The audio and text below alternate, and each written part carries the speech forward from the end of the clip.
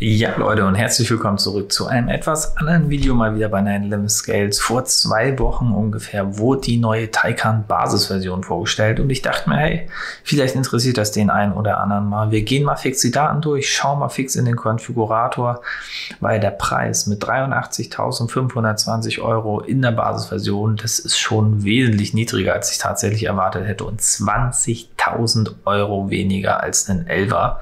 Das finde ich ist schon echt eine Ansage von Porsche. Taycan Basisversion kommt auch wieder mit 2 verschiedenen Batterien. Wir haben einmal die normale Batterie mit 408 PS im Overboost und dann auch wieder die optionale Performance Batterie Plus im Overboost mit 476 PS. Ja, die normale Leistung beträgt 326 PS oder 380 PS. Also ja, auch wirklich kein langsames Auto. Ja, performance-technisch heißt das, wenn wir jetzt von einer größeren Batterie ausgehen, die ich auch immer empfehlen würde, 5,4 Sekunden auf 100 km/h und 230 km/h Topspeed.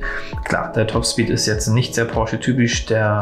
Bei einem 11er in der Basisversion geht es da wesentlich schneller voran, aber beim Elektroauto ist das eigentlich wurscht. Hier dreht es wirklich auf die 100 km/h und 5,4 Sekunden ist echt fix. Ja, Leistung kommt aus derselben Maschine wie auch der Taycan 4S. Die hat die 130 mm lange permanent erregte Synchronmaschine.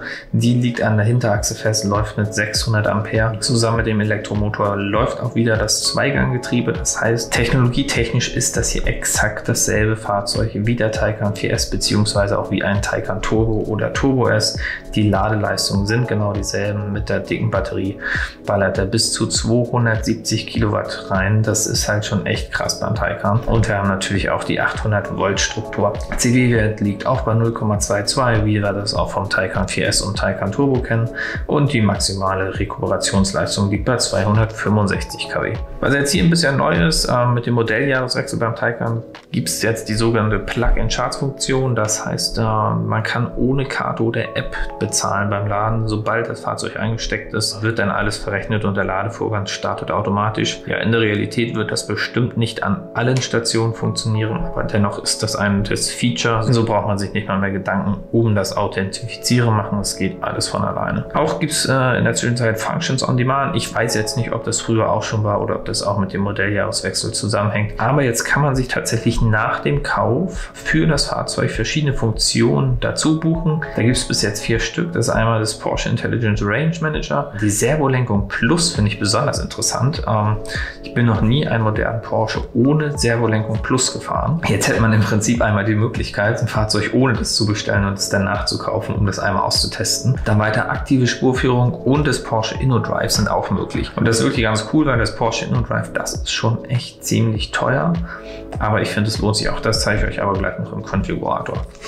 Hier bei dem Taycan, um ein bisschen den Preis niedrig zu halten, sind jetzt mal die Luftfedern nicht serienmäßig dabei, wie es ja beim 4S Turbo und Turbo S der Fall ist. Die Luftfederung ist natürlich, wenn man sie dazu bucht, wieder adaptiv. Das heißt, die senkt sich hoch und ab und man kann das sogar programmieren. Ja, jetzt der Taycan hier ganz normal auf Stahlbremsanlage mit 6 Kolben vorne, 4 Kolben hinten. Es gibt aber auch wieder die PSCB-Bremse und die hat dann auch dieselbe PSCB-Bremse wie beim Taycan Turbo mit 410 mm vorne und 365 mm hinten. Zum Vergleich die normale Stahlbremsanlage, die auch vollkommen ausreichend sein wird, 360 mm vorne und 358 mm hinten. Dadurch, dass natürlich jetzt vorne der Motor fehlt, ist das Fahrzeug sogar leicht. Leergewicht nach DIN ist das hier angegeben, 2130 Kilogramm. Das sind 150 Kilo weniger, habe ich nachgeschaut, als beim Turbo. Reichweitentechnisch kommen wir jetzt auf 484 Kilometer maximal. Laut WLTP, der NEFS-Verbrauch ist zum Beispiel mit 28,7 Kilowattstunden angegeben und nach WLTP ist das zwischen 25,4 und 21,5 Kilowattstunden angegeben. Jetzt hier bei dem wird man auf alle Fälle 400 Kilometer aus dem Akku bekommen. Und das ist dann schon echt eine coole Nummer. Kann man problemlos nach Stuttgart pendeln oder auch die eine Strecke nach Köln mal durchfahren. Das ist wirklich total easy. Das macht das Fahrzeug wesentlich attraktiver, finde ich, gerade für Geschäftskunden.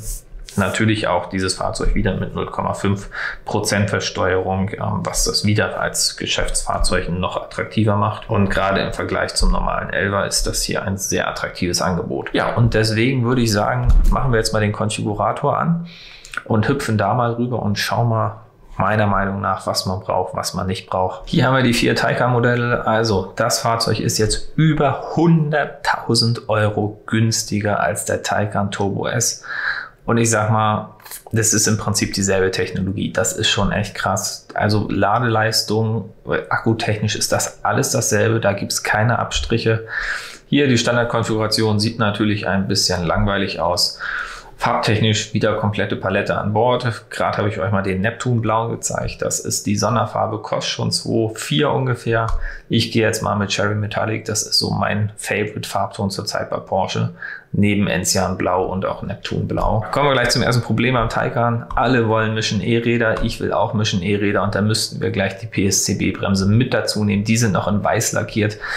Man müsste jetzt noch in schwarz lackieren, dass das ordentlich aussieht, finde ich. Und das ist einfach so teuer. Das braucht man wirklich kein bisschen.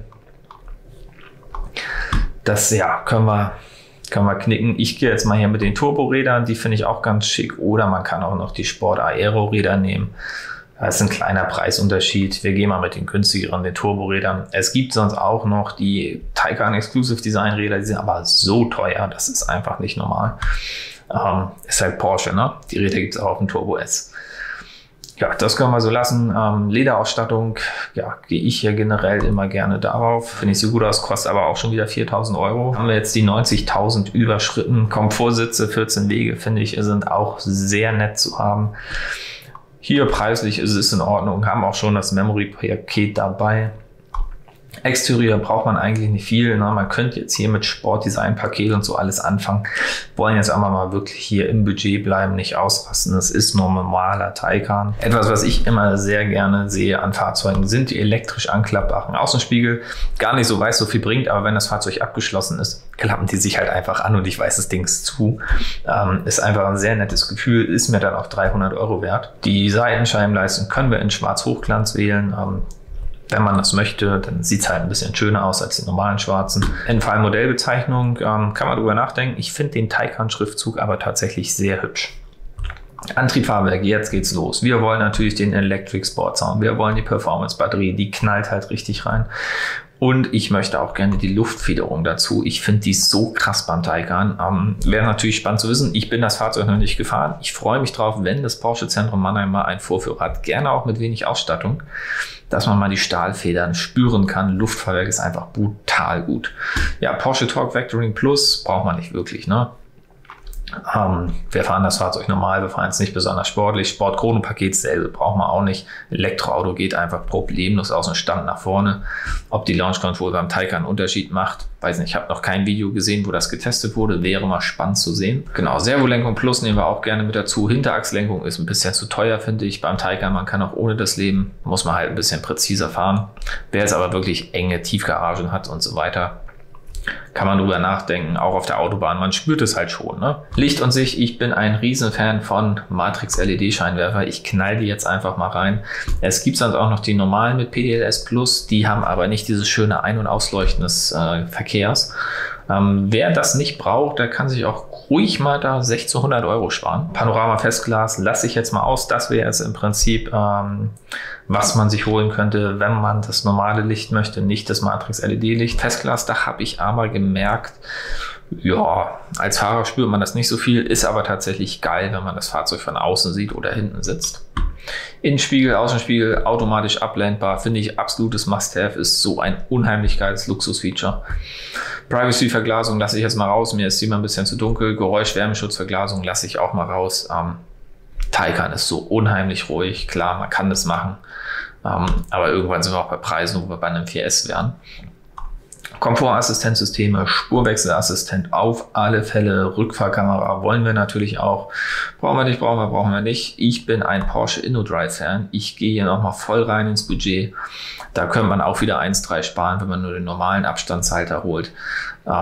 Funktioniert tatsächlich auch sehr gut. Fahrzeug fährt im Prinzip auch ohne das InnoDrive von allein. Ich finde es aber tatsächlich einfach cool, wenn er easy für die Kurven abbremst. Es ist super entspannt, wenn er auch mit den Verkehrszeichen das arbeitet, dass er die Geschwindigkeit erkennt auf der Landstraße. Und wenn man mal ein 70-Schild übersieht, gar kein Thema. Das Auto regelt das. Wenn man aber ein guter Fahrer ist und auch ohne das leben kann, Geld kann man sich sparen, kann man ja jetzt im Nachhinein noch dazu buchen, wenn man das möchte. Komfortzugang lasse ich mal offen. Ich finde es ganz cool, aber ja, es hat halt natürlich immer den Nachteil, es ist hackbar. Wie Sie es hier schreiben, der Komfortzugang entspricht dem aktuellen Stand der Technik. Wir können jedoch nicht vollständig ausschließen, dass die Schlüsselcodes der Funkschlüssel abgefangen und dafür verwendet werden, das Fahrzeug zu öffnen und dieses zu entwenden. Ja, das ist dann immer so die Sache, wer das Fahrzeug jetzt in der Tiefgarage stehen hat und 2 Ecken weg wohnt, gar kein Problem, ist eine coole Sache. Ja, aber wer halt im Restaurant gerne sitzt und das Fahrzeug davor stehen hat, alles schon passiert. Interieur, Climate Control lasse ich jetzt mal aus. Das sieht tatsächlich nicht so schön aus im Taycan, wenn man die nicht hat.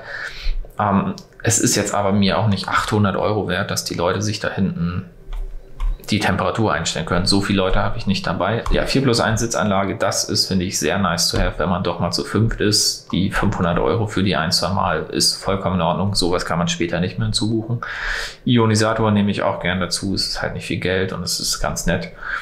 Sitzheizung vorne, Ambientebeleuchtung finde ich auch sehr schön. Memory-Paket haben wir schon. Sitzbelüftung brauchen wir nicht. Massagefunktion nicht. Seitenairbags im Fond. Wer wird es nicht nehmen? Warum ist das eine Option? Frage ich mich jedes Mal. Lenkradheizung brauchen wir nicht, weil Taycan können wir ja problemlos vorheizen. Als Elektroauto hat er ja eh Standheizung. Akzentepaket nehme ich mal das Dark Silver. Das sieht dann ein bisschen schöner aus. Das ist halt normal, einfach schwarz.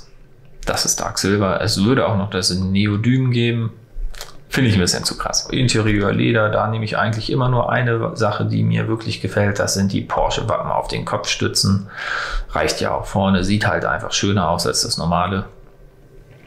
Ich fände es einfach klasse und für den Preis finde ich super. Racetex Holz, Carbon brauchen wir alles nicht, Aluminium auch nicht. Ich lasse jetzt mal hier die Standardzierleisten drin. Wenn ich jetzt zum Beispiel mal das Carbon-Paket nehme, was beim 11er ganz cool aussieht hier, dann ändert sich das halt. Das sieht nicht mal schön aus. Wir lassen das mal standardmäßig. Ja, Audio, natürlich wollen wir das Bose-System haben. Beifahrerdisplay oder so brauchen wir gar nicht. Ja, E-Performance, jetzt wird es nochmal ein bisschen teurer. Ne? Wir nehmen natürlich den Onboard-Lader, wir nehmen die Werbepumpe, wir nehmen auch den Intelligent Range Manager und den Mobile Charger Connect nehmen wir auch. Wir nehmen die Kabel noch mit und wir brauchen natürlich auch ein Mode 3 Kabel, um zu laden. Das niemals vergessen, das Mode 3 Kabel. Ohne ein Mode 3 Kabel könnt ihr ein Auto im Alltag nicht benutzen. Und die kosten auch sonst so viel. Das ist halt ganz normaler Preis.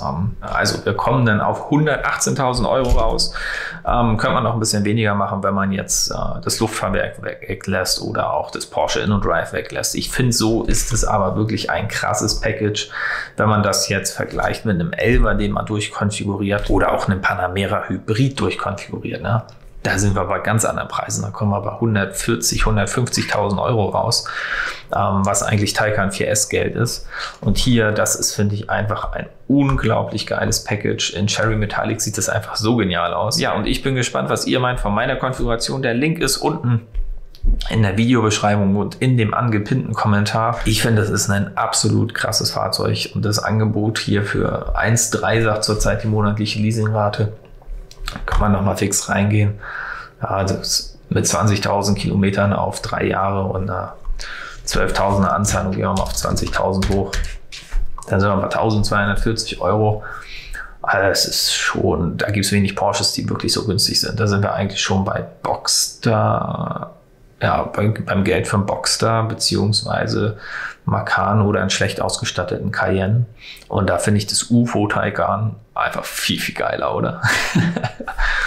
Also hätte ich das Geld, wo ich hoffentlich mal hinkomme, wäre der jetzt bestellt. Ich finde das Auto so genial und ich fand, es war es auch mal wirklich wert, das Video darüber zu drehen. Ich hoffe, euch hat das gefallen, hier mal fix im Konfigurator ein bisschen was zu machen, mal fix die Daten durchzugehen. Ich hoffe, dass das Fahrzeug demnächst beim Porsche Zentrum steht, dass wir den mal testen können. Wenn jemand interessiert ist an einem Porsche, Kontaktdaten von der Laura Siepert sind auch immer unten in der Videobeschreibung. Dürft ihr gerne nutzen. Wir freuen uns sehr, wenn ihr das nutzt. Lasst einen Daumen oben da, lasst ein Abo da, wenn euch das gefallen hat, wenn ihr beim nächsten Mal wieder dabei sein wollt. Und ja, dann sehen wir uns beim nächsten Mal. Bis dahin, Allah, ciao.